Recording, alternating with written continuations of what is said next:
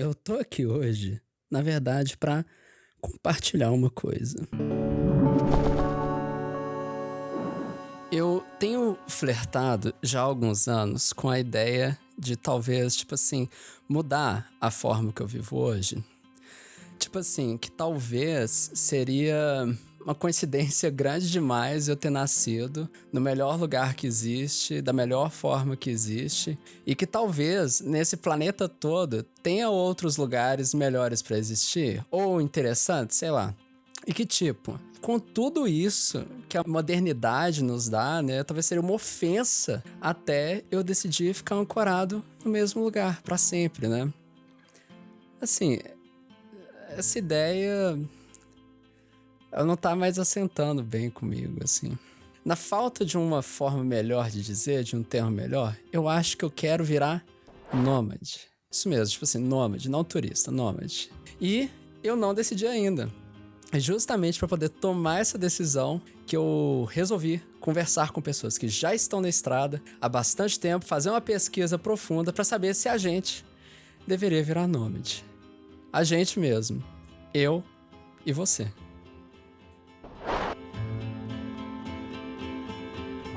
A gente está passando por um novo dilema entre a sedentariedade, que é o termo utilizado para descrever as pessoas que decidem ficar ancoradas geograficamente, e o nomadismo. Só que esse dilema, ele não é exatamente novo, né? Inclusive, eu consegui encontrar um livro muito bacana, extremamente acessível, uma delícia de ler, de dois antropólogos, o Fargan e a Duhane, que me ajudaram um pouco a explorar esse assunto.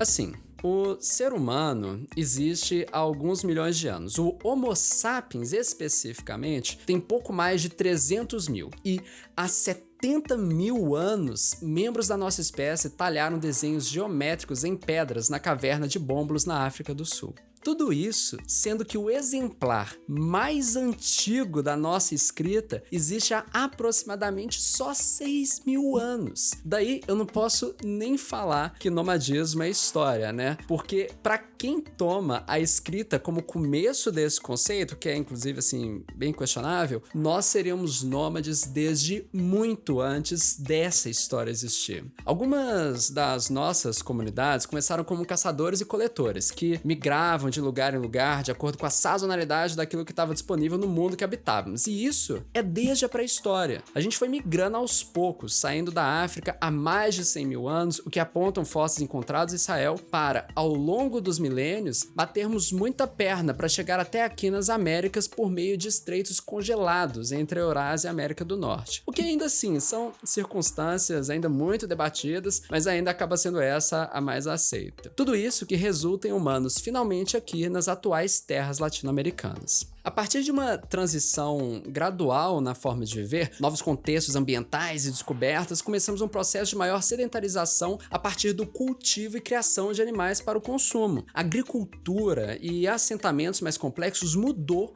a forma de se relacionar das pessoas, abrindo margem para o desenvolvimento de mecanismos sociais relacionados a essa proximidade. Fomos criando formas de relacionamento mais complexos, comportamentos de desfio de conflito e estruturas ligadas a linhagens que deram origens a nossas complexas civilizações. A forma do ser humano de se relacionar com o mundo e com seus pares mudou o próprio mundo humano. E não para por aí. Muito tempo depois, a sedentariedade se viu reforçada a partir da primeira Revolução Industrial. Apesar de vermos campos de cultivo cada vez mais automatizados e menos dependentes da força de trabalho humano, nos vimos ainda obrigados a nos assentar devido à necessidade de ficarmos próximos às fábricas. Nós, enquanto proletário e força de trabalho, nos mantivemos acorrentados ao solo. Só que fica uma pergunta: ainda é essa a realidade?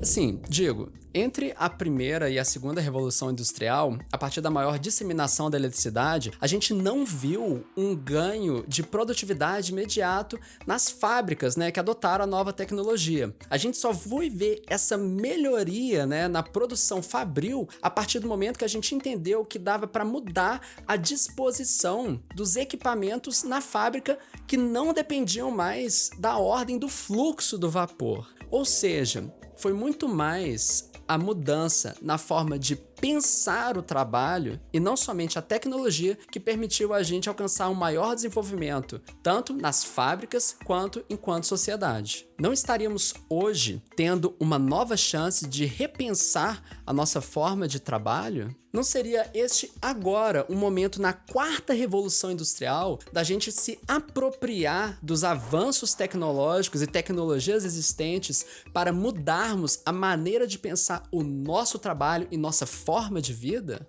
Pois é, para alguns campos do trabalho, a gente está agora em um novo dilema entre a sedentariedade e o nomadismo. A gente estava quieto na nossa vida, né? Vivendo a vida de sempre, indo pro trabalho, voltando, vendo amigos, familiares, até que veio esse trator e mudou tudo, absolutamente tudo. A pandemia ressignificou a forma como a gente se relaciona com os espaços, ressignificou a forma como a gente se relaciona com as pessoas. De repente, tudo que existe é o dentro e o fora de casa. Não importa se você tá lidando com algo que é ali na esquina ou na China, se chega pelo iFood ou pelo AliExpress. Tudo tá nessa distância imensa que existe entre o conforto e segurança dos nossos lares e tudo aquilo que é o mundo externo ao nosso redor. Eu sou a Elora, criadora de conteúdo e nômade. Quando começou a pandemia, eu tive um pouco de noção que a gente não tem controle de absolutamente nada na vida, né? Foi quando caiu a ficha, assim, um pouco. Então, de forma prática, a gente tinha mais altas, podia sair de casa, não podia viver o que São Paulo tinha de mais interessante, né? Porque não podia sair. Enfim, eu tava com um prejuízo que não tava valendo a pena. Eu tava alugando um espaço maior pra não conseguir monetizar aquilo de jeito nenhum. Eu acho que eu consigo ver várias conexões, assim. A primeira, tipo, tudo ficou digital, né? Até os trabalhos que não eram digitais ficaram digitais. Então, isso mudou muito a perspectiva de muita gente, porque, enfim, o meu trabalho especificamente já era digital, mas o de 90% das pessoas que fizeram home office durante a pandemia não era, entende? E isso mudou muito, assim, as pessoas viram que era uma possibilidade de trabalhar de fora, né, de outros lugares, e de modo geral até as relações pessoais, enfim, muita coisa se tornou muito digital na pandemia, e acho que também tinha, mano, um desejo enorme de sair de casa, pelo amor de Deus, sabe? Em um primeiro momento, assim, tudo isso é extremamente desnorteante e desconfortável. Só que, com o passar do tempo, a gente começa a se dar conta de que isso não é exatamente novidade, né? Com esse aumento de trocas informacionais e culturais. Não há mais exatamente o que distingue o aqui do ali. Eu tô fazendo um curso na Suécia, eu participei de um evento internacional de design na Costa Rica, eu trabalho CLT no Rio de Janeiro, tudo isso enquanto eu continuo morando aqui em BH. Eu sou o Renan. Eu sou a Michelle. Vocês não estão vendo, mas tem o Mucuvinha aqui com a gente também. A gente tinha um plano inicial, né, de fazer toda a América Latina aqui. A gente desceu, se pegar no mapa, descemos ali de São Paulo até a pontinha lá embaixo da América, né, que é o Ushuaia. Subimos, chegamos no México. Vamos para os Estados Unidos, passamos um dia só lá e conseguimos uma promoção boa dos Estados Unidos para Filipinas. Então, em vez de ir para a África, a gente foi para o outro lado do mapa. E dali a gente foi indo. Malásia, Tailândia, Laos, Vietnã, Indonésia, Singapura, China, Coreia do Norte. A gente ia pra Índia, a gente chegou no mapa aqui, né? Tá aqui Tailândia, do lado da Mianmar, aí já vem Bangladesh, Índia. Só que no Mianmar, o Mianmar tá em guerra civil, né? E essa parte fronteira com a Índia não dá pra ir. Então a gente decidiu, bom, vamos voltar e ver o que faz. Tinha vários países complicados, então o outro caminho seria ir para a China. Subir a China, atravessar a Mongólia e ir para a Rússia. Foi o que a gente fez, só que no caminho demos um pulinho na Coreia do Norte. Aí aproveitamos para dar um pulinho ali também. A gente olhou, pô, esses Uzbequistão, Quirguistão, Cazaquistão, Tajiquistão, nunca ouvimos falar deles, vamos lá ver o que tem, né? E passamos ali, aí chegamos na Rússia, descemos para Azerbaijão, Geórgia, fomos para a Turquia. A ideia era seguir para a Europa, só que aí estourou a pandemia, bem quando a gente estava na Turquia. A viagem assim, é legal que te dá uma visão muito diferente do mundo, porque às vezes você olha um cantinho do mapa ali, você pensa, pô, o que será que tem aqui? Não deve ter nada, né? E aí a gente ia nesses lugares e via que era normal, né? Você chega ali, tem uma cidade grande, tem o povo indo trabalhar, as crianças indo pra escola, às vezes vários cantos do mundo que a gente imaginava. Não, aqui não deve ter nada. Você vai no supermercado, é tudo totalmente globalizado hoje em dia. O Kit Kat que você encontra aqui, você encontra em qualquer canto, sabe? Não é só a Coca-Cola, é a marca do sabão em pó, você encontra em outros lugares. Às vezes muda o nome, mas a logo é o mesmo, né? A gente identifica o desenho, né? Tem aí, sei lá, umas 10 marcas que dominam o mundo e é tudo elas ou variações delas, né? Na minha cabeça, eu tenho essas duas ideias bem conflitantes, assim. Primeiro que, definitivamente, não tem lado bom da pandemia. Tudo isso é extremamente horrível e também, assim, que eu absolutamente não quero que esse normal de escritório volte. Essa ideia toda me dá um total e absoluto pânico. E eu acho que eu não sou o único que pensa assim.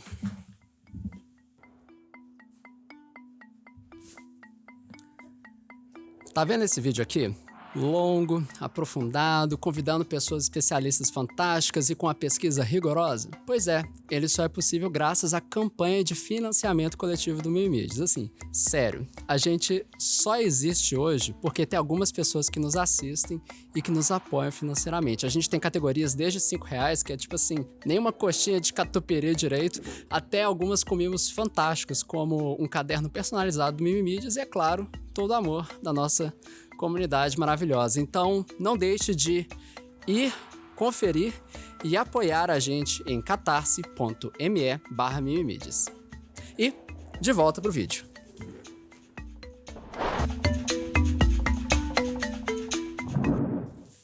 Assim, sobre nomadismo digital, tudo começa com um sonho. Praias lindas, lugares exóticos, culturas distantes, cidadão do mundo. Até que a praticidade das coisas bate na sua cara. Assim, você já entendeu que não vai ter casa, mas e o visto? Como é que faz? E seguro? E plano de saúde? E o carro? E os impostos? E a cafeteira? Parece que quando a gente tá matutando a ideia, parece que é uma coisa gigantesca. Mano, como que eu vou fazer com isso, aquilo, outro, não sei o que, o dinheiro e não sei o que.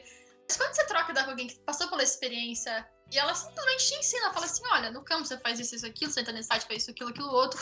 Parece que aquilo tem uma dimensão mais proporcional à realidade, entende? Aí para de ser tipo assim, nossa, como vai ser? E vira uma lista de tarefas, tipo, eu sei que eventualmente quando eu for pra fora eu vou ter que fazer isso, aquilo, outro, que é uma burocracia. Mas perde essa dimensão, tipo assim, meu Deus, como é que será que vai ser, entende? O nível de ansiedade, né, diminui muito. Imagina. Total. De forma prática, eu não tenho resposta pra nenhuma das suas dúvidas. Eu também não sei. Não sei nada. Mas eu sei que eu consigo descobrir fácil, entende? Tipo, isso já me tranquiliza. Eu sei que se eu trocar ideia com, sei lá, alguns amigos que estão fora, provavelmente eles vão me ensinar tranquilamente, sabe? O que é ser brasileiro, o que é ser latino no mundo que a gente tá vivendo, né? E aí, assim, eu tenho como um fato na minha cabeça que a gente tende a ser mais bem-vindo em alguns lugares do que outros, né? Eu fico pensando, sei lá, por exemplo, para poder entrar nos Estados Unidos tem uma mega burocracia para poder conseguir tirar o visto. Na Inglaterra, talvez, mais ou menos a mesma coisa, enquanto outros países a gente não tem necessariamente essa mesma dificuldade. Eu queria saber, assim, como que vocês acham essa recepção? Vocês falaram de como vocês receberam os lugares, né? Mas como os lugares receberam vocês? Como vocês sentiram isso ao redor do mundo, né? Tudo que vocês visitaram. Eu acho que o passaporte brasileiro, falando tanto em termos diplomáticos quanto em termos pessoais, acho que ele é muito forte, talvez um dos mais fortes do mundo. No ranking, eu acho que ele tá em 8º, mas assim, teve muito país, a gente tem dificuldade para Estados Unidos e Europa, né? Mas no geral era muito fácil, por exemplo, quando a gente chegou lá nos Estão, né? Era burocracia para chinês, era burocracia para japonês, era burocracia para americano. E para brasileiro, sempre ou quase sempre caía no mais fácil, assim. Por exemplo, na Mongólia, acho que o máximo que um estrangeiro pode ficar lá é 2 meses, que é o que o Brasil pode. Aí chegar aos Estados Unidos pode ficar 1 mês, ou o Japão pode ficar 15 dias. O visto, dependendo essa nação tem uma burocracia a mais, tem que fazer um registro, não sei o quê. O Brasil precisa de visto, mas entra no mais fácil. Acho que é um dos países mais aceitos diplomaticamente. E culturalmente também, porque a gente não... O Brasil até então não tem briga com ninguém, né? Nada sério. Então a gente é bem-vindo na China, Nos Estados Unidos, depois de fazer o procedimento do visto, a gente é bem-vindo também. Na Europa, eu suponho que seja um estresse para cruzar a fronteira, mas deve ter. A gente ouve falar de casos de preconceito, lógico, falar, vocês estão aqui para roubar nosso emprego, mas são exceções. No geral, que você é turista e fala, eu sou brasileiro, a galera fala, pô, que legal. Sério, melhor coisa que teve foi poder conversar com a Elora, com a Michelle e com o Renan sobre isso tudo. Assim, é paz no coração que chama. Mas, tipo, tem um outro aspecto sobre a praticalidade dessa coisa de nomadismo digital que muito pouco se fala, né? Porque tudo isso que eu puxei até agora é muito sobre a minha perspectiva enquanto indivíduo, né? Ou seja, como eu resolvo os meus problemas e a minha vida. Só que, enquanto nômades digitais, a gente tem que levar em consideração também o impacto que nós arriscamos gerar nas comunidades que habitamos. Porque, olha, você já parou para pensar no impacto econômico gentrificante que pode ser causado por grupos de nômades digitais vindos de grandes centros econômicos e com altos salários quando se assentam junto a comunidades não tão abastadas? Ou então no encarecimento indireto que pode acabar causando na vida local, inviabilizando ou dificultando a vida de quem já morava lá? Ou então também na forma como podem acabar incentivando a exploração de recursos naturais nesses ditos paraísos tropicais que acabam sendo destinos quentes para grupos grandes de nômades? Ou então, quando, em alguns casos, e a depender da política de impostos de cada localidade, como podem acabar consumindo recursos públicos sem contribuir financeiramente para as cidades que habitam? Ou ainda sobre o impacto cultural alienante quando, de novo, né, assumem essa postura colonizadora de apropriação do espaço sem assimilação cultural do mundo que estão? Olha, infelizmente, isso não é um exercício da imaginação, mas fato que já pode ser checado, por exemplo, na cidade de Tulum, no México, como muito bem relatado por David Kushner na Business Insider em 2021. A cidade de Tulum, assim como muitas outras cidades, viu a sua estrutura completamente saturada e impactos negativos, inclusive ambientais e sociais, que foram motivados justamente por esse pressuposto nomadismo digital. E digo pressuposto nomadismo digital porque isso é muito mais próximo de um turismo continuado predatório, ou até mesmo de neocolonialismo mesmo, que eu posso chamar, onde a gente vai ver justamente pessoas vindas de um norte global se aproveitando de outras localidades menos favorecidas nas hierarquias globais. Pessoas com uma postura muito mais colonizadora que buscam criar bolhas nos locais que habitam que simulam as suas antigas moradas mais abastadas. De pessoas que vêm muito mais pelo sol, pela tequila, pela vista, mas nunca pela cultura e comunidade. Tudo isso que muito pouco tem a ver com o nomadismo digital quando a gente vai na raiz do termo. Muito pouco tem a ver com o nomadismo digital porque o nomadismo digital pressupõe contribuição, assimilação e convivência com a cultura local. Claro, assim, essas pessoas não são as únicas responsáveis por esse contexto todo, porque é muito mais estrutural e sistêmico, tem a ver, por exemplo, com questões governamentais, leis ambientais, mas tudo isso não isenta essas pessoas da responsabilidade do impacto que geram, porque é inegável esse impacto que é gerado. Pois é, tudo isso é ainda extremamente novo e para a gente compreender como acontece e como evitar, nós temos que entender o que são e o que absolutamente não são nômades digitais. Neonômades são frutos do seu meio, assim como todos nós. E Schlagwein, no seu artigo de 2018, inclusive, vai traçar uma linha do tempo que vai caracterizar a possibilidade dessa forma de existência por meio dos contextos de tecnologia, negócios e viagens. Tipo, vem comigo. Tudo começa em 1970, quando o primeiro e-mail é enviado através da ARPANET, uma pré-internet. O primeiro computador pessoal seria lançado, ideias de equilíbrio entre trabalho e vida começam a emergir, enquanto é cunhado o conceito de telecommuting, ou deslocamento remoto para o trabalho. A partir de influência da ida dos Beatles à Índia em 68, em meados de 70 crescem rotas de viagem ligando o Reino Unido e a Alemanha pela Turquia até a Índia e Nepal, na chamada trilha hippie. Depois, Depois, em 1980, a gente começa a ver uma crescente das tecnologias que serão necessárias para a viabilização do nomadismo digital. O protocolo de transmissões, TCP/IP, surge em 82, consolidando o uso da internet por universidades norte-americanas. O primeiro sistema de telefonia móvel é estabelecido juntamente com a produção do primeiro laptop. Nessa década, o mochilão passa a ser uma crescente nas tendências de viagem. Daí, em 90, a gente vê o desenvolvimento da World Wide Web. Nessa década, aparecem os navegadores Netscape, Internet Explorer e o Napster. Laptops são comercializados com Wi-Fi e telefones celulares começam a se tornar comuns. Foi nessa década também que surgiram o Google, a Amazon e o eBay, que vão marcar o nascimento da economia de freelancers através de meios eletrônicos. Viagens aéreas caem de preço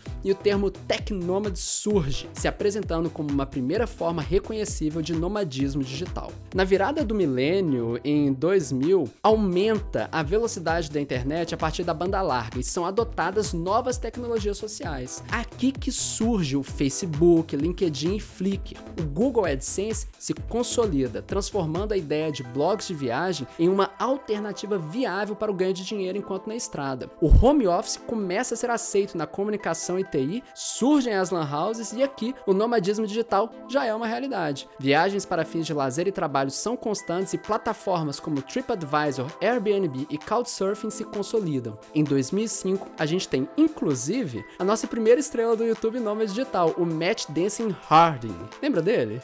E cá estamos nós, nas décadas de 10 e 20, em um universo altamente visual com Instagrams de viagem, criptomoedas e blockchain que talvez permitam a circulação de dinheiro independentemente de estados-nações. Em 2020, com a pandemia, um volume absurdo da força de trabalho é posta distante dos escritórios. Com transformação digital em indústrias tradicionais e comunidades online de nômades digitais que começam a se consolidar nesta identidade, essa forma de trabalhar e viver se aproxima cada vez mais do mainstream.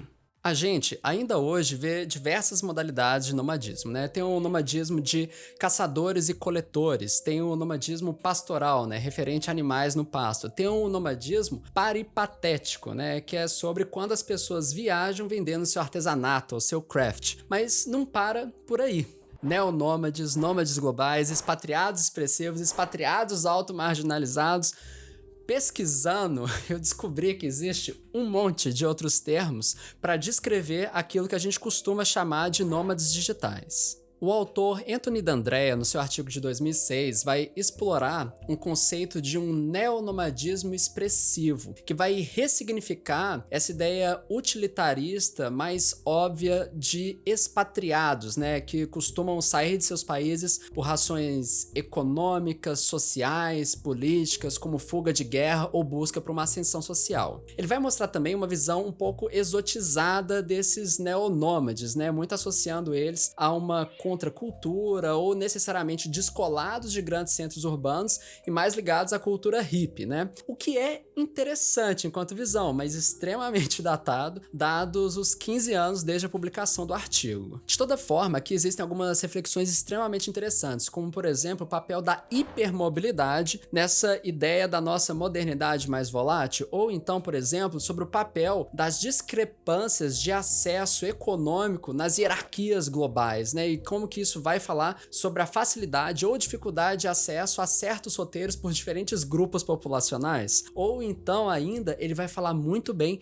sobre o que são e o que não são nômades digitais. Então assim, o nomadismo digital não é um movimento diaspórico. O nomadismo global ou expatriação expressiva é também diferente de diáspora, que pressupõe uma unidade identitária real ou imaginária de uma única comunidade dispersa globalmente. A diferença é que o nomadismo digital não pressupõe uma identidade originária unificante. Também não é migração. Sedentários vivem e trabalham em locais fixos, né? A maioria de nós, inclusive, é sedentária nesse sentido do termo. Imigrantes são pessoas que se deslocaram e se fixaram em lugares permanentemente ou para um longo prazo. Enquanto nômades, por outro lado, são pessoas que se deslocam constantemente, né? Normalmente em busca de comida, pasto, melhores condições de vida ou mesmo por uma questão estética ou expressiva. Nômades não são sedentários e por isso não são imigrantes.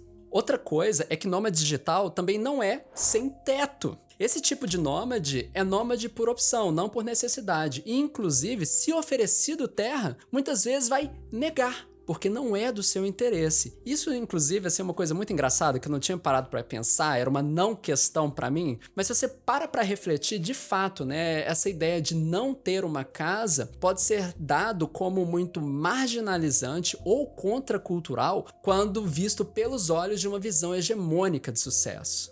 E, sobretudo, neonomadismo não é turismo, porque turismo não pressupõe uma integração ou pelo menos uma vontade de integração de interesse com a vida comunitária local. O espelhamento cultural seria a base dessa desconstrução e reconstrução de um neonomadismo estereotípico. Ao contrário de turistas e imigrantes, nômades seriam pessoas em trânsito com mentes também em trânsito. E é aqui que eu acho que mora uma alternativa e chave para entendimento e solução da questão de Tulum, que a gente estava conversando. Porque o que aquelas pessoas estão fazendo muito mais se assemelha com o turismo continuado e predatório, porque não pressupõe integração, não pressupõe autodesconstrução, não pressupõe a assimilação e criação de pontes entre o si e o local. Essa forma de turismo continuado também muito tem a ver com as disparidades entre um norte e um sul globais, onde essas desigualdades de acesso financeiro, econômico e também uma alienação e falta de compreensão sobre os contextos globais vai acabar criando esse distanciamento e impacto inconsequente.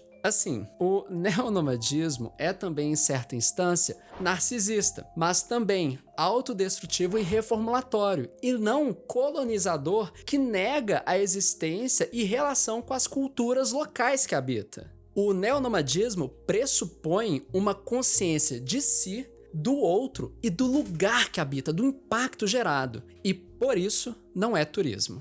O neonomadismo, ele explode esses conceitos todos numa forma de uma amálgama, de um cosmopolitismo com um minimalismo de consumo, uma contracultura e uma forma expressiva de vivência do mundo. É muito doido como que o nomadismo digital destaca o quanto que a gente é fruto do nosso meio e contexto, só formiga no mundo, sabe? E o quanto que esse projeto de vida seria inviável, ou melhor, impossível, não fosse exatamente esse contexto global que a gente tá vivendo agora. Eu sei que meio que assim, tudo na vida só é possível por causa do nosso contexto atual. Mas eu não costumo encarar isso de frente todo dia na minha vida, porque o cotidiano, ele distrai a gente, né? E aqui vem essa realidade. Só somos possíveis nesse contexto específico de tecnologia, negócios e de viagem. Além disso, somos extremamente dependentes das relações diplomáticas entre as nações, do contexto econômico, social, político de cada lugar que a gente visita, coisas essas que a gente não tem absolutamente nenhuma influência para poder fazer. Nós somos só formigas. E é melhor a gente aproveitar o nosso tempo de formiga, aproveitar o melhor que esse nosso mundo de formiga tem para dar e evitar o pior que há. A gente tava planejando um roteiro pela África, né? Aí deu golpe de estado no Sudão. E a gente tá bem planejando passar por ali. Aí tá bom, a gente pode pular o Sudão. Aí vimos que a Etiópia também tá complicado, tá? Os rebeldes estão tomando controle. Então, a gente queria pessoal à Europa. Aí a Alemanha já falou que pode ter lockdown de novo. Então, Os casos de Covid estão meio que estourando no leste europeu de novo. Então, a gente tá meio amarrado, assim, a gente não sabe o que fazer. Quando a gente tava vendo pra onde viajar e tudo, né, na época da viagem grande, o Renan também chegou numa conclusão, ele falou, ó, vamos tentar ir pra África, pra Ásia, porque assim, a Europa e os Estados Unidos provavelmente vão manter essa cara que eles já têm hoje, não vão sofrer com nenhuma guerra, nada vai mudar. Então esse foi um dos motivos também, além do dinheiro, né, do país ser caro, que foi o fator principal, mas o que afastou a gente é que a gente sabe que esses países menores estão muito mais suscetíveis a mudanças. Boa parte de eu ter essa vontade de ser nômade foi porque eu levo muito a sério o meu tempo, tá ligado? Eu não sou uma pessoa que quer ser uma celebridade, eu não quero deixar um legado, sabe, essas coisas, enfim, de qual é o seu sonho, não sei o quê. Eu levo muito a sério o tempo que eu tenho da minha vida. Tipo assim, quando eu imagino o meu sucesso é eu, bem velhinha, no soro, falando assim, mano, foi da hora pra caralho, sabe? a vida nômade me parecia mais perto disso em algum sentido, sabe? De eu estar mais disposta pro que eu não sei, tá ligado? Pro que vier, entende? Óbvio que não são só as mil maravilhas, né? Ainda é um perrengue em vários aspectos, me dá muito medo em vários outros aspectos, mas eu gosto de pensar que eu conheço pessoas muito legais, eu tenho oportunidade de ver lugares muito incríveis, sabe? E isso pra mim é o auge, assim, tipo, isso é o que, de todos os argumentos que eu puder te dar sobre por que isso, por que aquilo, qual foi a razão no fim das contas, foi sobre isso, é sobre eu sentir que eu tô aproveitando bem a minha vida enquanto eu tô aqui, porque eu sei que passa rápido, entende? É meio que por isso, assim. Tempo é a única coisa que a gente tem. E a gente troca ele por dinheiro, inclusive. É o que a gente faz no dia a dia.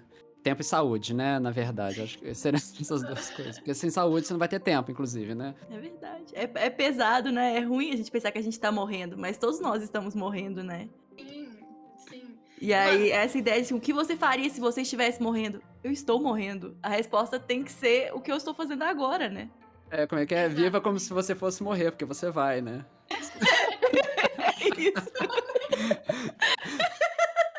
Assim, eu já tô no primeiro passo de um caminho sem volta. Já comprei passagem, já comprei hospedagem, tá tudo certo. Isso meio que coloca nossa mente de ponta cabeça, sabe? Assim, sobre essa consciência do impacto possível, né? Esse risco, como é o caso de Tulum, e a gente se esforçar para não ser parte dessa força alienante de impacto negativo, né? E muito pelo contrário, na verdade, meio de tentar abraçar essa coisa do estilo de vida nômade, minimalista, anticonsumista, contracultural, e meio que abraçar essa ideia que também, assim, a Elora, a Michelle e o Renan comentaram, de que essa mala vai reduzindo a cada nova viagem, né?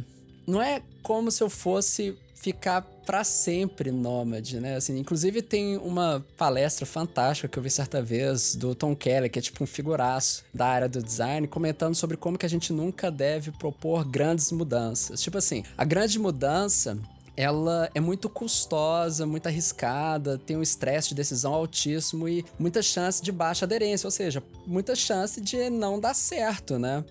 Ao invés disso, prefira pequenos experimentos. E esse aqui é meu pequeno experimento, assim. Se eu vou ficar fora por 3 meses, 2 anos, uma vida, não sei. Só sei que eu vou e quando eu voltar, voltei.